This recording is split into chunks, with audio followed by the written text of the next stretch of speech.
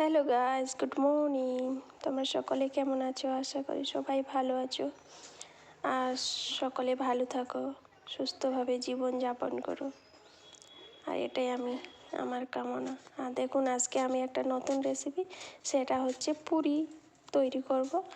আর পুরি তৈরি করার জন্য আমাকে এই বাটিতে আমি 2 বাটি আটা নিব আর 1 বাটি খেজুরি, এটা হচ্ছে আখের গুড়, সেটা দিয়ে আমি আজকে পুরি তৈরি করবো। আর আপনারা এইভাবেই তৈরি করবেন। আর এর যে জলটা নিতে হবে সেটা আমি বয়েল করে নিতে হবে। একদমই বয়েল, যখন দেখবে জলটা ফুটতে শুরু করেছে, এইভাবে সঙ্গে সঙ্গে জলটা আস্তে আস্তে অল্প অল্প করে আপনারা মাখতেই থাকবেন।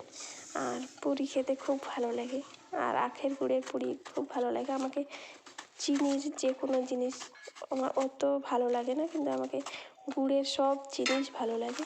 আর কার কার গুড়ের জিনিস সবচেয়ে বেশি ভালো লাগে, লাইক কমেন্ট শেয়ার করবেন আর সাবস্ক্রাইব করে দেবেন প্লিজ বন্ধুরা।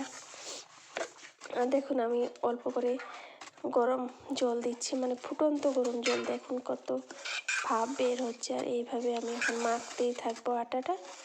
আর মাখতে মানে গুড়টা যেন ভালোভাবে গলে যায়, নাহলে ওখানে দানা দানা হবে। আর আপনারা এইভাবে আস্তে আস্তে করে জল দিবেন আর মাখতেই থাকবেন। আর কে কোথা থেকে আমার ভিডিওটা দেখছেন প্লিজ লাইক কমেন্ট শেয়ার করবেন। আর তোমাদের নিশ্চয়ই তোমরাও পুরি তৈরি করো। আর আমি গেছি আমার মায়ের বাড়িতে পুরি তৈরি করছি। আর পুরি তৈরি করলে কিন্তু আখাই করতে হয়, তাই আখার মধ্যে চলে এসেছি করতে, নাহলে যে কোনো জিনিস আখায় ভালো হয়। আর দেখুন, আমি দিয়ে দিচ্ছি। আর পুরিটা খুব সুন্দরভাবে হয়ে গেছে, ফুলকো ফুলকো পুরি হবে।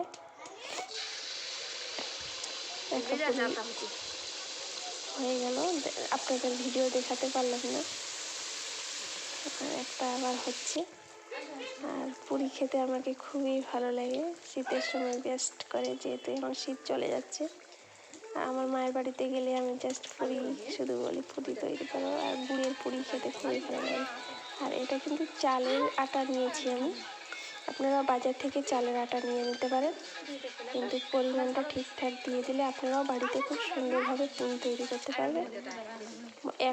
যদি 1 বাটি চালের গুঁড়ো নেন, তাহলে হাফ বাটি 1-2 বাটি, মানে যেই বাটিতে আপনারা চালের গুঁড়োটা নেবেন, কিন্তু ওই বাটির ধরো 2 বাটি আমি চালের গুঁড়ো নিলাম, তাহলে আমাকে 1 বাটি গুড় নিতে হবে, মানে ওই বাটিটার সমান। তাহলে আর পানিটা বয়েল করতে হবে প্রচুর ভালোভাবে, আর গরম গরম মাখতে হবে, তাহলে আপনাদের খুব সুন্দরভাবে পুরি হয়ে যাবে। আর দেখুন খুব সুন্দর হবে। আর চুলোর যে আঁচটা, মানে তাপটা, সেটা ধীরে ধীরে দিতে হবে, তাহলে খুব সুন্দরভাবে হবে। আর যদি আপনারা বেশি করে আগুন জ্বালিয়ে দেন, তাহলে যে কোনো জিনিস ভালো হবে না। আর এইসব পিঠা তৈরি করতে গেলে মানে চুলার আঁচটা ধীরে ধীরে দিতে হয়, তাহলে খুব সুন্দরভাবে হবে।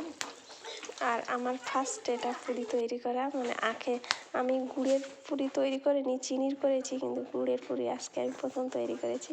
আর দেখুন খুব সুন্দর লাগছে দেখতে, আর খেতেও অসম্ভব টেস্টি।